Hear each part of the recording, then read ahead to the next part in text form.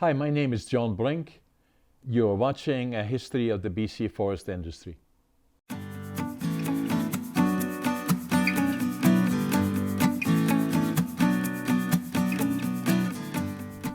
My name is John Brink. Today's guest is a special guest, a very interesting individual, and his name is Nils Aaroe. Welcome to the show, Nils. Thank you.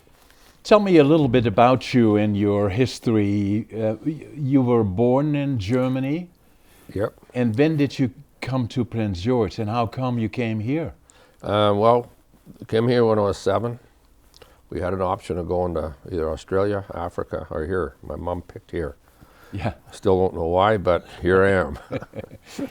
And so, was your dad already here, or? Yeah, my dad was here for a year before we came here. Right. Actually, just to see what was going on, housing wise, and all that sort of stuff. But yeah, he was here for about a year before we came over here. Yes, and you came by boat or by Yep. plane, or? Boat. Yeah. Everybody from there went each direction, and we were all on ships when we came over here. Yeah, and then you came to Prince George. Why Prince George? I just job wise, work wise, and it was just a better way of living than what we had before we came over here. Yeah, and then you had your schooling here in Prince George, so you graduated from Yeah, from PGSS. PGSS, and then you found a job. So what was the first job that you did? Well, it's funny because the first job I started was my dad worked in the Simon Fraser back in the day. And, That's the Simon Fraser Hotel, the one that they just kind of tore down. just Right? tore down. Yeah. Yes, and Dad worked in the bar, and he got to know some people. And I was 13, 14 years old, got on a 5-ton lumber truck and headed north to Mackenzie. I got as far as Salmon Valley, and I took over the driving. How? Okay. So what happened? Well, the truck driver was a little inebriated, I guess, if you want to call it that. And yeah, he just couldn't drive no more, so he just showed me the gears and what to do, and I just sat behind the wheel till I ran out of gas. Oh my goodness! So that was your first exposure to Yes. a kind of a job, and you kind of liked the truck driving part of it. I like to drive it anyways, even when I was a kid, going to not even high school yet, but I love driving and that. So yeah, so it kind of worked out for me that way.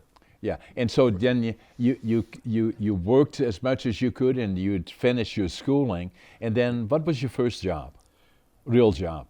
My real job was just being a laborer. At Ben Ginter, or? Yeah, well, I was with Ben Ginter. Well, just before I graduated, I went to CNC. Yeah. So What did you do at the College of New Caledonia? I was going from heavy duty mechanics. Okay. So when I went there, my dad worked with Ben Ginter to build the brewery, Right. and then he got me a job with John Brinker right on First Avenue. Right. That didn't work out very well, so then I quit. Right.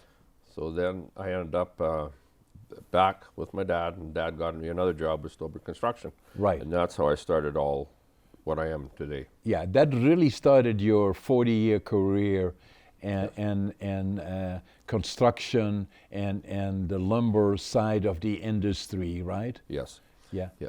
And Stolberg Construction was a fairly large general construction company specializing in mills and lumber operations. At that time, they were the only. They had the Southern Division and Northern Division. Right. And we started out obviously in the north, but they were the biggest at that time.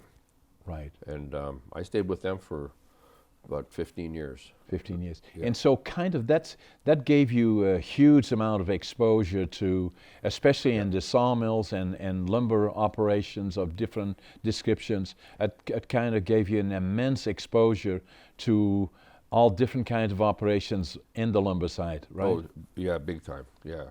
I mean, I started out early, but when still in it, a bit more now, but yeah, it was huge. And that was the time also that a lot of companies were changing and building new mills and consolidating, and so you worked pretty much then in the BCR side where they were building the new mills. Netherlands Overseas comes to mind. Rostad comes to mind. And then Stahlberg was doing quite a bit of work for Northwood Pulp and Timber then, right? On the lumber side. On the lumber side, that's what we were actually building it for. Was at that time was Northwood. Right. There wasn't anybody else around at that time. Right. Besides West Fraser, obviously, but mostly Northwood was the biggest player. Right. And at one point in the early days, you also had a job in hauling rough lumber into all at that point, sawmills were separate really from the planer mills, right? Yes. So and the sawmills were still, some of them still were in the bush, but in the 50s, as many as 500 or 600 sawmills were all around Prince George, right? Yes. And then when you became involved in the 60s, or later 60s in particular, early 70s, there still were quite a few sawmills in the bush, and gradually Planer Road, which is now River Road, where all the planer mills were, had been transferred to the BCR side, correct? That's correct. Yeah. Yeah. Even I think the only one that was left there was Lakeland was the only one left, if I remember correctly. Yeah. And then we took it down and moved it and made it bigger. So that again was when you were working with Stahlberg, and Lakeland was going through their initial phase from a smaller operation to the consolidation that they now have on River Road. Yes. Right? Yes. Yeah. Yeah. So and then gradually the mills kind of kept changing, and and you were doing some work also at one point, I believe, for Bob Cardamall, who had operations in Mackenzie and different places. Yeah, Mackenzie, Bear Lake, Fort St. James. Actually built one in Leo Creek. I just remember that one. Houston, Babine. So yeah, we not so much in the east part to McBride, but more north and west. Yeah, things were different then, right? In terms of, I always kind of look, and I've known you probably for 30 years. Yeah. I consider you a can-do guy. That means the phone rings and something happens, and you're gonna have to get the job done, no matter what time it is or how long it takes. You have to get it done, get it fixed, and the mill management has to know by Monday morning it has to be running, and you figured it out, Nelly. Yeah. Yeah, that kind of a thing. Yeah. That's gone to the wayside. Not too much that happens anymore. No. Just because of the rules. But anyways, yeah, that's kind of how it had to work. Yeah. Because if you didn't, but there wasn't as many rules then as there are now.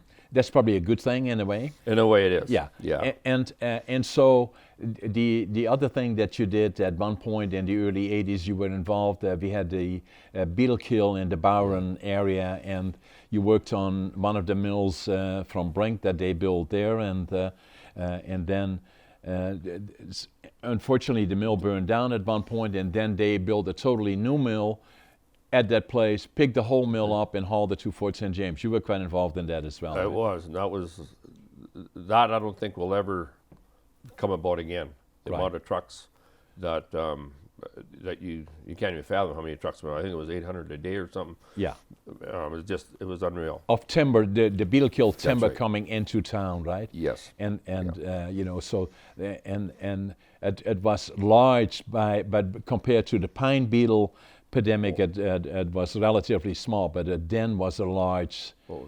Yeah. It was huge. Yeah. It was huge. So if you kind of look now and you're looking back in all the 40 years that you've been involved, and kind of looking now back at the current period, obviously there is a lot going on, partially connected to pine beetle and to a certain extent spruce beetle, is where that has eliminated, or at least for time being has eliminated, a lot of the timber available to the mills. So we got too much capacity, not enough timber.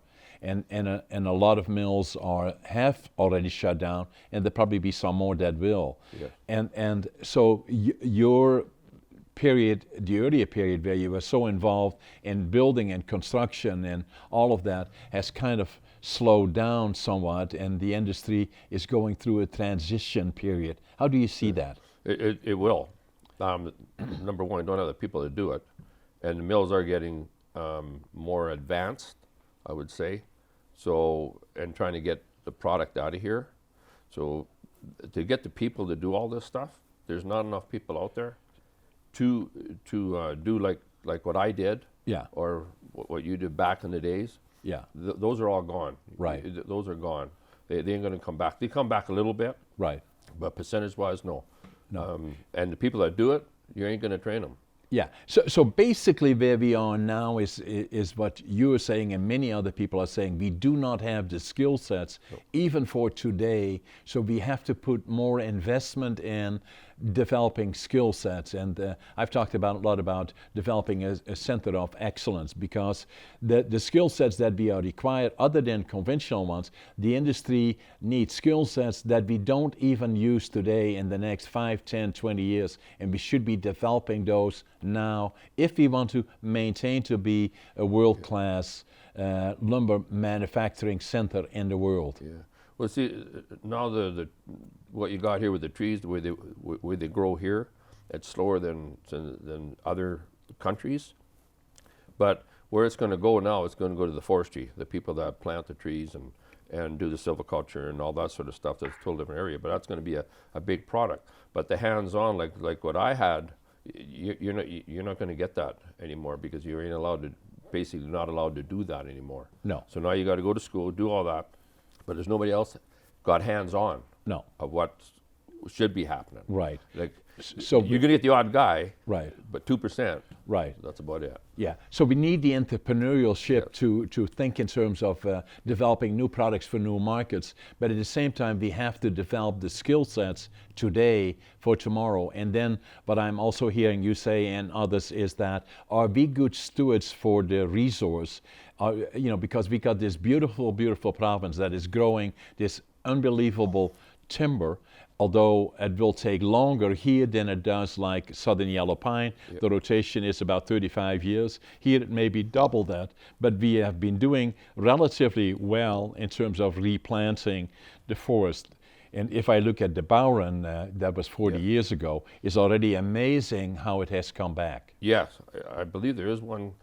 A friend of mine actually did a cut, and this is going back a few years now, and I was kind of amazed then that he did it. So I haven't been out there since then.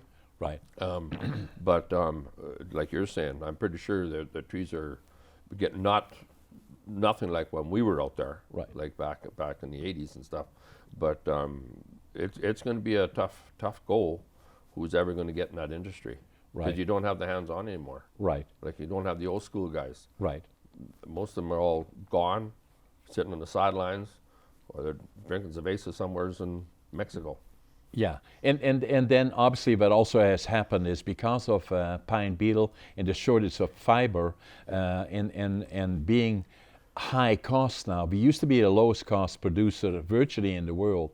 Now we are the highest cost producer, which needs attention in terms of what can we do to be more productive, add more value to the timber. We have the timber, we have the quality of the timber, more so than others have.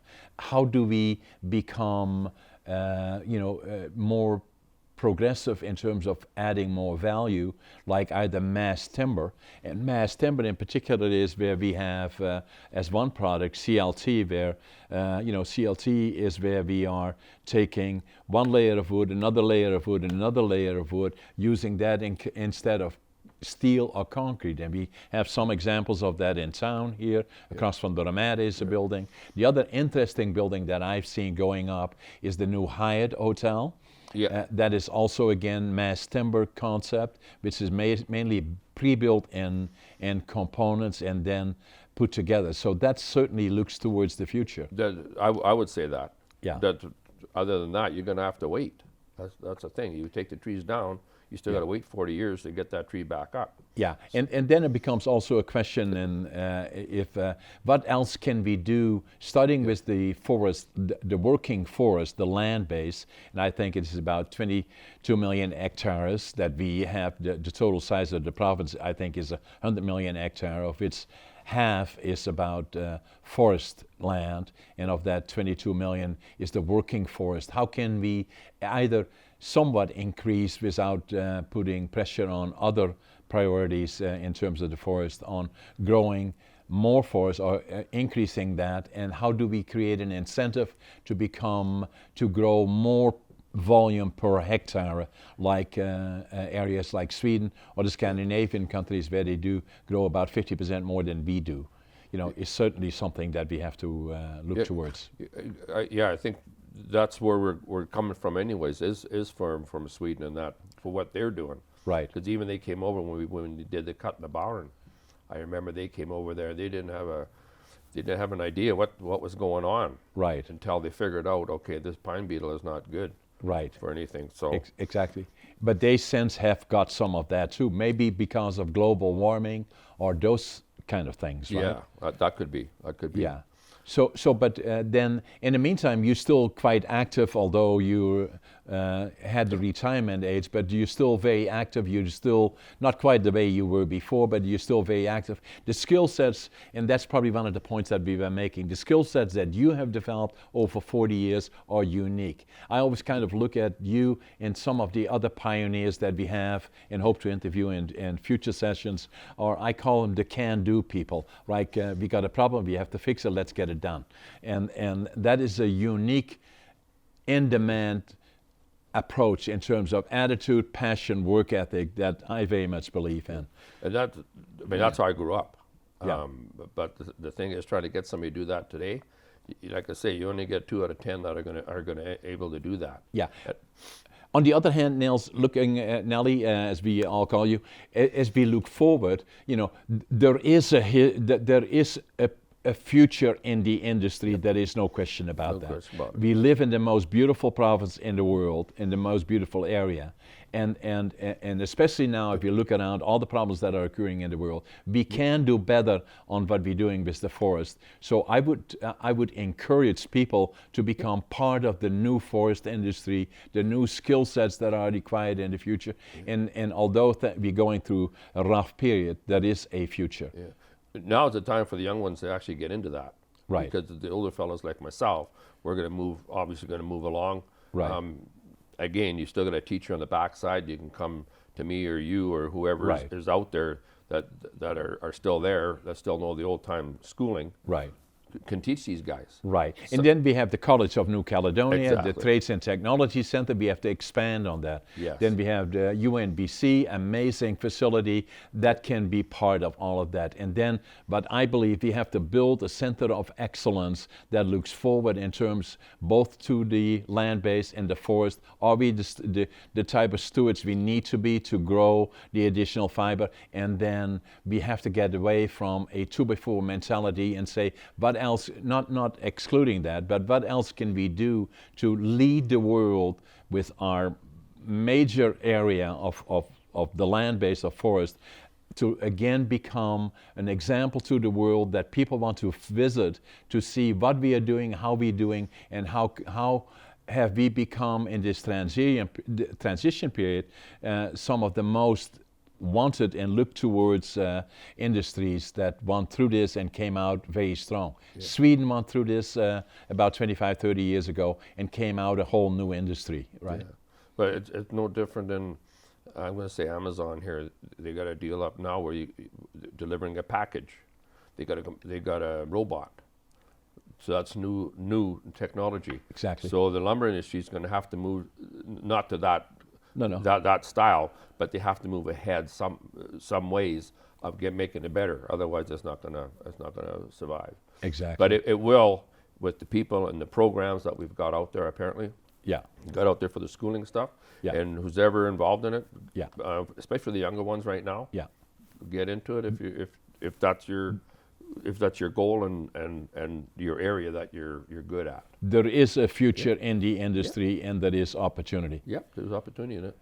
So today what you're doing is, you are still involved in the forest industry that is changing, obviously, but other things that have happened in the region is oil and gas and some other activity, and you've been quite involved in that as well. Yeah, I still do some work for Brinks, and like I say, go down, he calls me, I go do it, get some guys together and do it. But yeah, and then I ventured over with another buddy of mine, we went to the oil and gas, do some bulk plants and stuff like that. So I've been in northern Alberta a little bit for the few years, and then we're still doing it. Yeah, and then it sounds like there is still a number of other projects that are being planned. I believe the pellet industry is quite expanding, and those are fuel pellets that I'm talking about, not wood pellets. Is still expanding as well. Do you have been involved in that at all, or? No, that part I haven't been able to get into that one there. Right. I knew the fella in Cornell that used to own it. Yeah. But no, I haven't. That was the Swansons, right? Yes. They kind of got this all started here in the region. Yes. Probably 10, 15 years ago, and they pioneered it, and then it kind of expanded from there. Yeah. And then companies like Pinnacle got involved that have become quite sizable in terms of the manufacturing plants that they do either in combination with other partners, mainly operators or mills that have fiber, right? Yeah, yeah. I never got into that. Never got into that one there actually, John. I don't know why. I just wasn't my cup of tea at the time, I guess. Yeah, and then so kind of again looking at the pioneers in the industry like with Slocan, that was absorbed by Canfor. Yes. You were active with them, and so now if you kind of sit here and kind of looking back, saying, where do you see the opportunities? Now you have certain individuals that are more oriented towards technical training in terms of becoming engineers, but saying for the average individual, saying what do you suggest the best way for somebody that is young like you were in the beginning, if I want a career in the forest industry or in an industry, how do I go about doing that? Well, basically what I did, I went to CNC. Didn't get my welding ticket because I was out in the area. Right. We were able to do that at that time. Right. So unless you get an employer that's going to give you, say myself, okay, you're a welder, 3-year experience, blah, blah, blah, I take them on. Right. But now you got to go back to school. So most of the guys that I would say, if they want to get into that industry, go take your welding ticket, go take your millwrights, because they need those. They need your pipe fitters. They still need your electricians. Right. You don't have to be a technician if that's not your goal. I know most of them need that. Right. But you still need the hands-on Right. kind of people to do it, because sitting in an office is luxury, and 40 below, which I've been on many a times, which I Right. still am in. Right. But you don't get that many guys that'll go out and do that. Right. Because they think you're crazy. Yeah. And But then on the other end, from a young person's perspective, like I did, and as you did, and as many others did, to get the basic understanding of how these operations work, if I can get maybe a summer job or something like that, first you have to understand that this is not a sunset industry. To the contrary, it is an industry that will offer lots of opportunity for growth, for management, but also skill sets that are required now and will be required in the future. So becoming an apprentice or becoming involved in management, we have all the facilities like in CNC, UNBC, we have to expand those, but in terms of building a future career, the opportunities are there. But sometimes you have to be a bit innovative.